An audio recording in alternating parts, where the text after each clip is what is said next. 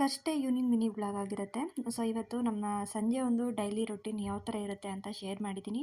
So ಸಂಜೆ ಟೈಮಲ್ಲಿ ಏನಾದರೂ ಸ್ನ್ಯಾಕ್ಸ್ ಇರಲೇಬೇಕಲ್ವಾ, ಸೊ ಹಾಗಾಗಿ ಇವತ್ತು ಮಕ್ಕಳಿಗೆ ಅಂತ ಮ್ಯಾಗಿ ಮಾಡಿಕೊಟ್ಟಿದ್ದೆ. ಹಾಗೆ ನಮ್ಮ ಮನೇಲಿ ಎಲ್ಲರಿಗೂ ಟೀ ಕಾಫಿ ಎಲ್ಲ ಮಾಡಿಕೊಟ್ಟಿದ್ದ ನಂತರ ಇಲ್ಲಿ ಅವರೆಕಾಯಿ ತರಿಸಿದ್ರು, ಅವರೆಕಾಯಿನೂ ಕೂಡ ಇಟ್ಕೊಂಡು, ಹಾಗೆ ನಮ್ಮ ಫ್ಯಾಮಿಲಿಲಿ ಹೇಗೆ ಅಂತಂದರೆ ಒಂದು ಕೆಲಸ ಮಾಡಬೇಕು ಅಂದರೆ ಎಲ್ಲರೂ ಕುತ್ಕೊಂಡು ಒಟ್ಟಿಗೆ ಸೇರಿ ಮಾಡ್ಕೋತೀವಿ. ಕೆಲಸನೂ ಕೂಡ ಬೇಗ ಮುಗಿಯುತ್ತೆ, ಹಾಗೆ ಟೈಮ್ ಕೂಡ ಸ್ಪೆಂಡ್ ಮಾಡ್ದಂಗೆ ಆಗುತ್ತೆ. ಏನಾದರೂ ಕಷ್ಟ ಸುಖ ಮಾತಾಡಿಕೊಂಡು ಕಾಮಿಡಿ ಮಾಡ್ಕೊಂಡು ಮಾಡ್ಕೋತೀವಿ. ಕೆಲಸ ಮಾಡ್ದಂಗೆ ಅನ್ಸಲ್ಲ. ಸೊ ನೆಕ್ಸ್ಟ್ ಇಲ್ಲಿ ಸಿಪ್ಪೆಗಳಿತ್ತಲ್ವ, ಇದನ್ನು ಕೂಡ ಹಸುಗಿಟ್ಟೆ, ಹಸು ಬಂದು ತಿನ್ಕೊಂಡು ಹೋದ್ವು.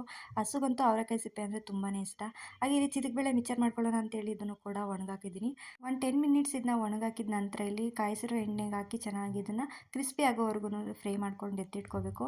ಹಾಗೆ ಕಡಲೆ ಬೀಜ, ಕಡಲೆ, ಕರ್ಬೇವಿನ ಸೊಪ್ಪು, ಬೆಳ್ಳುಳ್ಳಿ ಎಲ್ಲನೂ ಕೂಡ ಫ್ರೈ ಮಾಡಿ ಎತ್ತಿಟ್ಕೋಬೇಕು. ನಾನು ಇಲ್ಲಿ ಜಾಸ್ತಿ ಅವಲಕ್ಕಿನೂ ಕೂಡ ಸೇರಿಸಿ ಮಾಡ್ಕೊಂಡಿದ್ದೀನಿ. ತುಂಬ ಚೆನ್ನಾಗಿರುತ್ತೆ. ಅವರೆಕಾಯಿ ಸೀಸನ್ ಅಂದರೆ ಪ್ರತಿಯೊಬ್ಬರು ಮನೇಲಿ ವೆರೈಟಿಯಾಗಿ ಒಂದು ರೆಸಿಪೀಸ್ನ ಮಾಡ್ತಾ ಇರ್ತಾರೆ. ಸೊ ಇದೊಂಥರ ಡಿಫ್ರೆಂಟು, ತುಂಬ ಚೆನ್ನಾಗಿರುತ್ತೆ. ನೀವು ಒಂದ್ಸಲ ಟ್ರೈ ಮಾಡಿ. ಅವರೆಕಾಯಿ ಬಾತು, ಅವರೆಕಾಯಿ ಉಪ್ಪಿಟ್ಟು, ಈ ಥರ ವೆರೈಟಿ ಆಗಿರುತ್ತೆ. ಸೊ ಅದರಲ್ಲಿ ಇದೊಂಥರ ಚಿದಕ್ಬೇಳೆ ಮಿಕ್ಸರ್ ಅಂತೇಳಿ ಮಾಡ್ಕೊಂಡಿದ್ದೀವಿ.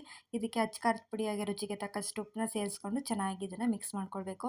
ನಾನು ಜಾಸ್ತಿ ಇಲ್ಲಿ ಅವಲಕ್ಕಿನೂ ಕೂಡ ಆ್ಯಡ್ ಮಾಡಿದ್ದೀನಿ, ತುಂಬ ಚೆನ್ನಾಗಿರುತ್ತೆ ಅಂತೇಳಿ. ಹಾಗೆ ಸಕ್ಕರೆ ಪುಡಿನ ಮಿಸ್ ಮಾಡ್ಕೋಬೇಡಿ, ಸಕ್ಕರೆ ಪುಡಿನ ಆ್ಯಡ್ ಮಾಡಿ ಮಾಡೋದ್ರಿಂದ ತುಂಬಾ ರುಚಿ ಕೊಡುತ್ತೆ.